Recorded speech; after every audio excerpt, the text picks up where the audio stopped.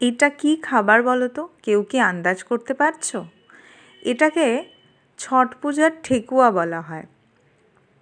পুজোতে প্রসাদ হিসাবে এটা কিন্তু ওরা দিয়ে থাকে। তো ওই প্রসাদটুকু পেয়েই বাড়িতে কেউই খুশি নয়, তাই বাড়িতে অগত্যা বানিয়ে ফেলা। তো অনেক দিন পরেই বানালাম। তো খুবই কম উপকরণ লাগে এর মধ্যে। একটু আটা, তুমি এর মধ্যে কলাও দিতে পারো, নারকেল কোড়া দিতে পারো, ঘি আর মৌরি, জোয়ান এগুলো দিয়ে খুব ভালো করে মিশিয়ে নিয়ে তারপর ডোটাকে তৈরি করে নিয়েছিলাম। তারপর আমার পছন্দ মতন একটু শেপে করে ডিজাইন করে নিয়েছিলাম। তারপর আমি এটা করতে গিয়ে না একটু মজার বিষয় হয়েছিল, কড়াইয়ের মধ্যে নিজের আঙুলটাই তেলের মধ্যে দিয়ে ফেলেছিলাম।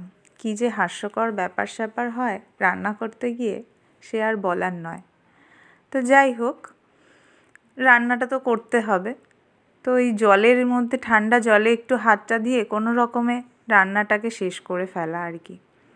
তো এই আস্তে আস্তে একটু অল্প আঁচেই করে নিতে হবে, বেশি আঁচে দিয়ে দিলে আবার পুড়ে যেতে পারে।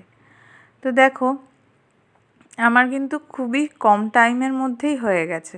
তোমরা চাইলে কিন্তু এটা বাড়িতে খুব অল্প সময়ের মধ্যেই করে ফেলতে পারো।